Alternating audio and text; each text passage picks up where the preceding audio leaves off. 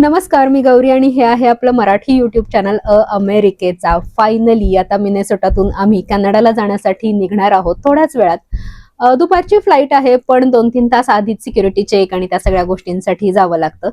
तर लवकरच थोडंसं घरातून निघू. आत्ता मी सूरज नम्रता त्यांच्या घरात आम्ही राहायला आलो होतो, जसं मी गेल्या व्हिडिओत तुम्हाला सांगितलं होतं. तर त्यांच्या घरी राहिलो आम्ही 2 रात्री आणि आज फायनली निघण्याचा दिवस आहे. थोड्या वेळात आता जेवणार आणि त्याच्यानंतर सूरज, नम्रता आणि अजून आमचे काही मित्र आम्हाला सोडायला एअरपोर्टवर येतील आणि रात्र होईल, कारण एक आपला कनेक्टिंग फ्लाईट आहे मध्ये, त्यामुळं इथून सिएटलला जाणार आणि तिथून मग परत व्हॅनकोवर अशी फ्लाईट आहे. त्यामुळे मध्ये थोडासा अजून 3 तास गॅप आहे. तर रात्र होणार आहे पोहोचायला आणि मग तिथं आम्ही कार रेंट केलेली आहे, ती पिकअप करणार, त्यानंतर हॉटेलवर पोहोचणार. असा सगळा आजचा दिवस असणार आहे. तर तुमच्यासोबत सगळ्या दिवसाचा शेअर करेनच. मिनेसोटा टू व्हॅनकोवर असा हा प्रवास. घरातून बाहेर पडतोय आता आम्ही आणि गॅरेजमध्ये कार आहे, तर हे सगळं सामान त्याच्यात टाकायचं. आवी ऑलरेडी पुढे गेलेला आहे. इतके दिवस स्नो नव्हता, पण आता जाता जाता थोडासा स्नो फॉल सुरू झालेला आहे. असं वाटतंय की निरोप द्यायला पुन्हा एकदा मिनेसोटा मध्ये आम्हाला स्नो बघायला मिळतोय शेवटी जाता जाता, जो की खूप दिवस बघायला मिळालेला नाहीये. थोडी एक्साइटमेंट पण आहे, थोडं वाईट पण वाटतंय, मिक्स फिलिंग्स आहेत सगळ्या. चला आता सगळं सामान गाडीत ठेवूयात आपण आणि एअरपोर्टवर जाऊयात. असा हलका हलका स्नो सुरू आहे, फार जास्त नाही आहे लेअर.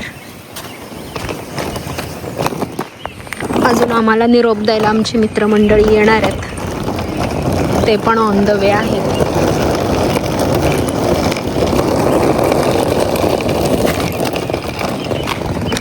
आव ना.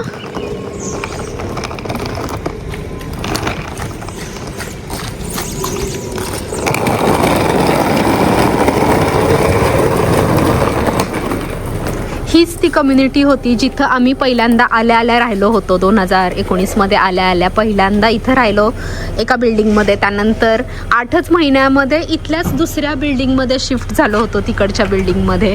त्यामुळे ही एक कम्युनिटी खूप जवळची आहे, इडन कॉमन्स कम्युनिटी.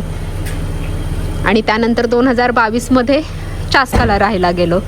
चास्कामध्ये तर आपण आपलं घर घेतलं. त्यामुळं हे इडन प्रेरी आणि चास्का हे इथली जी 2 गावं आहेत ती खूपच जवळची आहेत आम्हाला. कारमध्ये आवीने ऑलरेडी सामान ठेवलंय सगळं. आता सूरजची मीटिंग संपेल, तो येईल आणि मग आपण जाऊयात एअरपोर्टवर. ही बिल्वाची कार सीट जी आहे ती सुद्धा आम्हाला उतरताना आठवणीनं घ्यायची आहे. बिल्वा, आठवण कर, आपल्याला न्यायची आहे ही कार सीट तिकडे.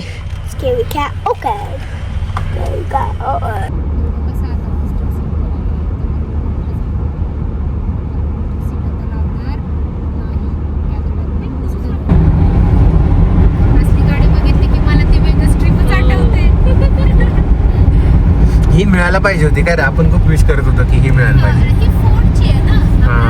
ही ट्रान्झिट आहे, 3च भारी आहे त्याच्यातल्या. फोर्ड ट्रान्झिट, शेवीची, हा मर्सिडीजची आहे.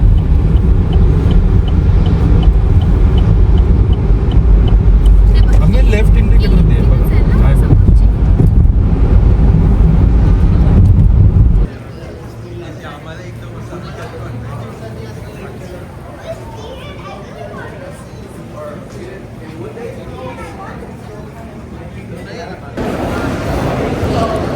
बिल्वा आता जादू दाखवतोय आपल्याला.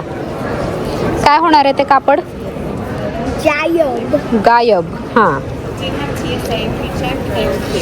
गायब झालं. अरे बापरे, आब्राकडाब्रा म्हणून आता परत काढून दाखव. आहे तसं काढलं. इथंच पडलं, फरशीवर टाकतोय. हा, परत एकदा करा. चला दुसरी ट्रिक कर जरा, आता काहीतरी दुसरी ट्रिक कर. क्लोजर नाही, आईज नाही म्हणायचं, आब्राकडाब्रा. हा म्हण की. अरे बापरे, गायब.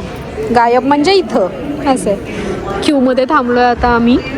आता इथं सगळं आपल्याला, इथं काय करायचं आहे आम्ही? इथं आपल्याला बोर्डिंग पास घ्यायचा आहे. बोर्डिंग पास डायरेक्ट नाही मिळत, ऑनलाईन नाही घेत आहे. हां, कारण की आपल्याबरोबर बिल्वा आहे. हे सगळे आमचे मित्रमंडळी आम्हाला सोडायला आलेले आहेत आणि खूप मिस करणार आहे या सगळ्यांना, खूप जास्त. आत्ता आमचं सिक्युरिटी चेक सुद्धा करून झालेलं आहे. मधल्या बऱ्याचशा काही क्लिप्स मला घेणं शक्य झालं नाही. मित्रमंडळी सगळे निरोप देत असताना खूप सगळेजण इमोशनल झाले. आणि साधी गोष्ट आहे, एक तुमचा ग्रुप झालेला असतो. तुम्ही इतके वर्ष जेव्हा एखाद्या ठिकाणी राहता तेव्हा सगळ्यात जास्त मेजर मिसिंग तेच असतं जेव्हा तुम्ही ते ठिकाण सोडून जाता. म्हणजे ठिकाणापेक्षा सुद्धा त्या मित्रांशी असलेली अटॅचमेंट जास्त असते, म्हणून तर ते ठिकाण तुम्हाला आवडत असतं. तर ह्या सगळ्यांना निरोप देताना मला सुद्धा खूप भरून आलं आणि अर्थातच बाकी सगळ्यांना सुद्धा. थोडंसं जड जातंय सगळंच, पण आयुष्यात थोड्या थोड्या टप्प्यानंतर नवीन सुरुवात होत असते आणि नवीन सुरुवात होणार म्हटल्यावर नवीन एक्साइटमेंट तर असतेच, पण काहीतरी आपण सोडून चाललोय याचं दुःख सुद्धा असतं. आणि तेच आत्ता सगळ्या आमच्या फिलिंग्स होत्या, आहेत अजून सुद्धा. असं वाटतंय ही जागा आपल्याला किती आपलीशी वाटत होती, सगळं किती सवयीचं झालं होतं. 6 वर्षांपेक्षा जास्त आपण इथे राहिलो, त्यामुळं खूप अटॅचमेंट झाली होती सगळ्या गोष्टींशी.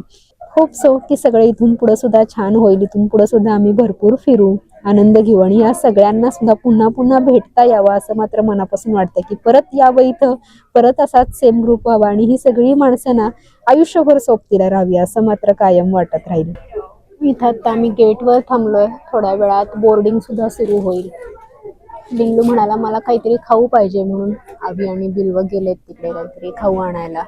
आम्हाला तर एका मित्रांनी आमच्या डबा सुद्धा दिलेला आहे की तिथे गेल्यावर तुम्ही काय शोधाशोध करत बसणार, त्यापेक्षा आम्ही इथून जातानाच तुम्हाला डबा देतो. हे चॉकलेट्स बिल्वला दिले. सगळे इतके काळजी करणारे होते ना हे सगळेजण आहेत अजून सुद्धा. पुन्हा जेव्हा भेटू तेव्हा सुद्धा एवढीच अटॅचमेंट आमची राहिलेली असेल असं वाटतंय, कारण वेवलेंथ सगळ्यांच्या जुळलेल्या होत्या त्यामुळं.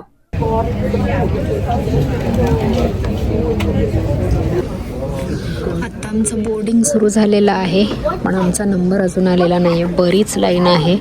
आम्हाला वाटलेलं वीकडे आहे त्यामुळे एवढी गर्दी नसेल, पण आहे बऱ्यापैकी. आता इथून 3 तासांची फ्लाईट आहे आपली. आज थोडासा स्नो असल्यामुळे अर्धा तास डिले सुद्धा झालेली आहे फ्लाईट. टाईम झोनमध्ये मेन म्हणजे फरक आहे 2 तासाचा. आत्ता आपण CST मधून PST टाईम झोनमध्ये निघालो आहे.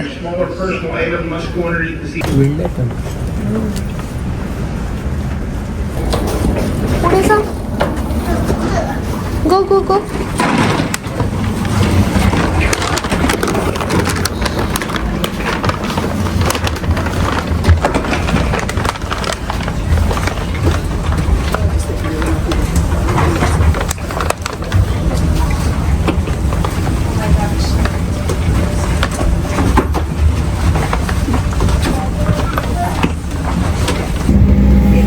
I'm at the most front. तुला कुठली सीट मिळाली आहे? The window seat. तुला आवडते का? I love the window seat. It's the best seat.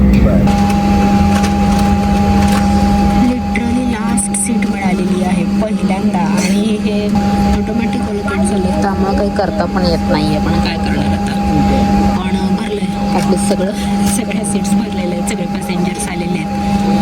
आता थोड्या वेळात सुरू होईल असं वाटतंय. बघूयात. बाहेर तर आता स्नोफॉल जरा जास्तच जोरात सुरू आहे, त्यामुळं काय प्रॉब्लेम येणार आहे की अजून थोडा डिले होणार आहे काय माहिती नाही. बघूयात आपण. ऑलरेडी वातावरणामुळं फ्लाईट डिले झालेली आहे, लेट झालेली आहे. कसं तरी इथं बोर्डिंग झालं, वाट बघून बघून कंटाळा आला आणि आता त्यात बाहेर डिआयसिंगची प्रोसेस सुरू आहे. विमानावर ज्यावेळी खूप मोठ्या प्रमाणात थंड वातावरणामुळं आईस स्नो वगैरे जमा होतं, तर त्यामुळं विमान हवेत स्टॉल होऊ शकतं, एका जागी थांबू शकतं हवेतच आणि मग कोसळू शकतं. आणि मग हे जर टाळायचं असेल तर मग डिआयसिंग ही प्रोसेस खूप महत्त्वाची असते. एक प्रकारचं केमिकल विमानांच्यावर वगैरे फवारलं जातं, तर ती आत्ता बाहेर प्रोसेस सुरू आहे. मी तुम्हाला दाखवलं पण असतं, पण खिडकीतून ना अक्षरशः काही दिसत नाही, कारण खिडकीवरच खूप जास्त स्नो जमा झालेला आहे. त्याच्यामुळं एक तर सगळ्यात या जगातला कंटाळवाणा प्रवास कुठला असेल तर तो विमान प्रवास असतो. बाहेर काहीच दिसत नाही. बाय रोड आपण जात असू किंवा रेल्वेने जात असू तर बाहेर काहीतरी तर दिसतं आणि आपला छान टाइमपास होतो. पण विमानाच्या खिडकीतून एकतर अंधार असेल तर अंधार काळा कुठं दिसतो किंवा मग नुसते ढग दिसत राहतात, त्याच्या पलीकडं काहीच दिसत नाही. आणि त्यात जर डिले होत राहिलं या अशा गोष्टींमुळं तर हे सगळ्यात कंटाळवाणी गोष्ट असते. आणि आता आम्हाला तसाच खूप कंटाळा आलेला आहे. इथं बिल्व तर झोपलेलं आहे आणि आम्ही आता डबा खातोय. टाइमपास करायला काहीच नाहीये, तो झोपून उठला आणि आता डबा खायला लागला. पण बिल्व झोपलाय ती एका अर्थी चांगली गोष्ट आहे. नाही तर तो जेव्हा म्हणतो की बोर होतंय तेव्हा त्याला कसं रमवायचा हा मोठा प्रश्न असतो.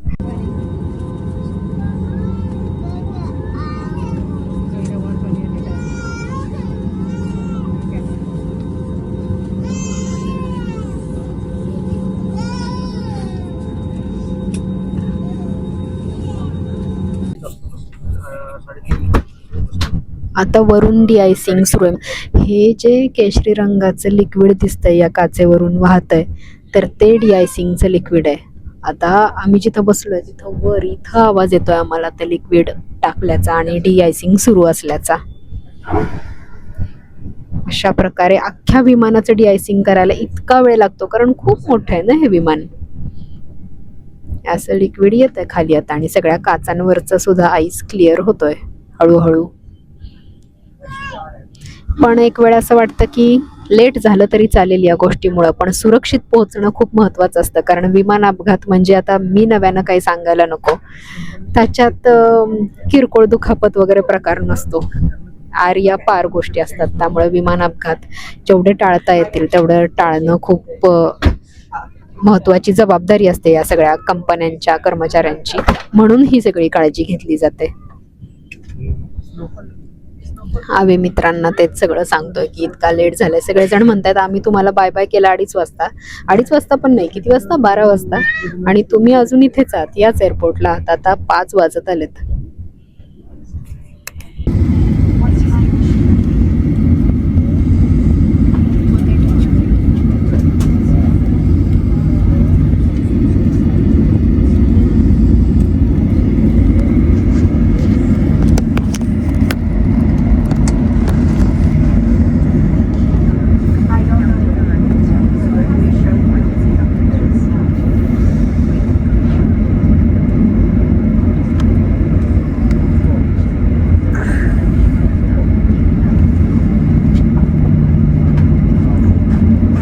फायनली टेक ऑफ झालेला आहे. वर आल्यावर तर सगळं आकाश निळं निळं दिसतंय. म्हणजे खाली पांढरं पांढरं काहीच दिसत नव्हतं. असं वाटत होतं वर गेल्यावर पण हे असलंच सगळं दिसेल का काय, पण नाही, थोडंसं निळसर असं सगळं आकाश दिसतंय. आता सगळ्यात मोठा प्रॉब्लेम असा आहे की आता पुढं कनेक्टिंग फ्लाईट आहे.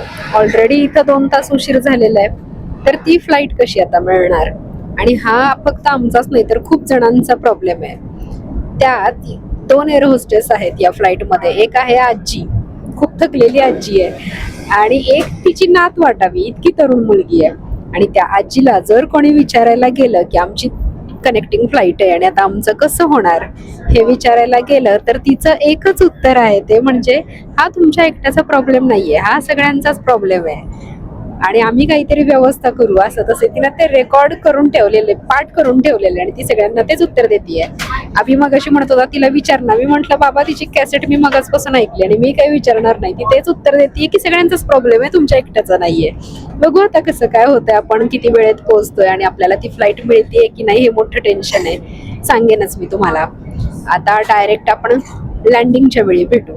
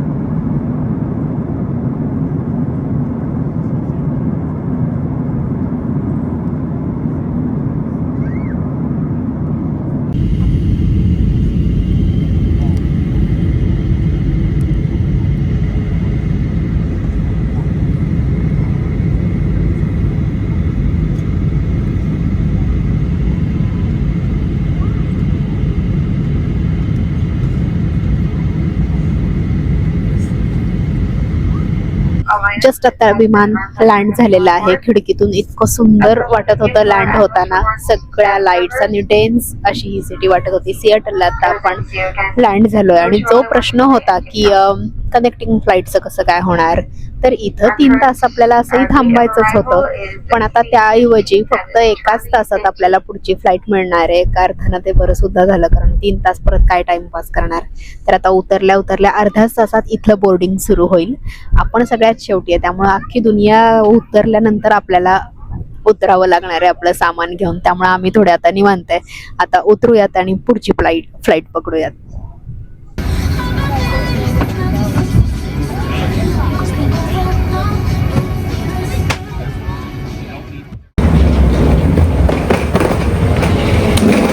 बाहेर पडलो आता या फ्लाईटमधून. हे आहे सिएटलचं एअरपोर्ट. आता इथे फक्त 15 मिनिटात आपलं बोर्डिंग चालू होणार आहे.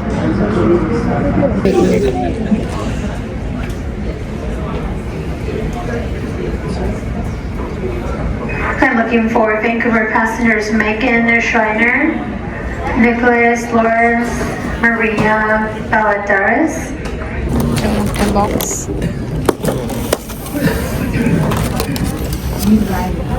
Can I try the crackers? Yes you can. छान आहे. बिलचा हा ऑप्शन मिळाला आम्हाला इथे. Safety is our highest priority, and we do appreciate your attention while we share some important safety information. Please review that safety card in front of you.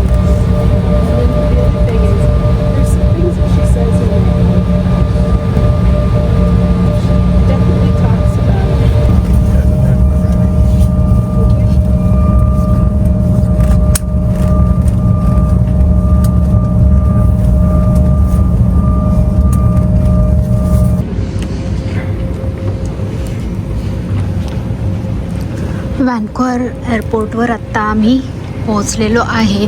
आता आम्हाला car rent केलेली आहे तर ती घ्यायची आहे.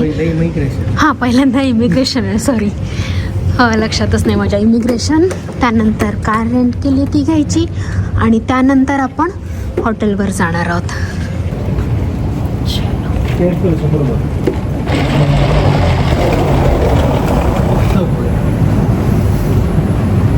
मला छान वाटतं एअरपोर्ट. उतरायला पायऱ्या ठेवल्या तर छान. हा भाग बघ किती छान वाटतं. तो पेंटिंग्स वगैरे. असं वाटतं की हे सगळे फ्रेम्स लावलेले आहेत भिंतीवर आणि एक्झिबिशन आहे, ते बघत जायचं आपल्याला.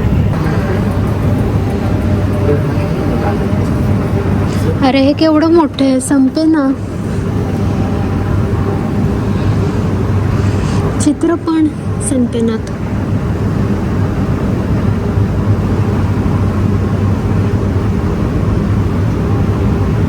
संपली, चित्र संपली.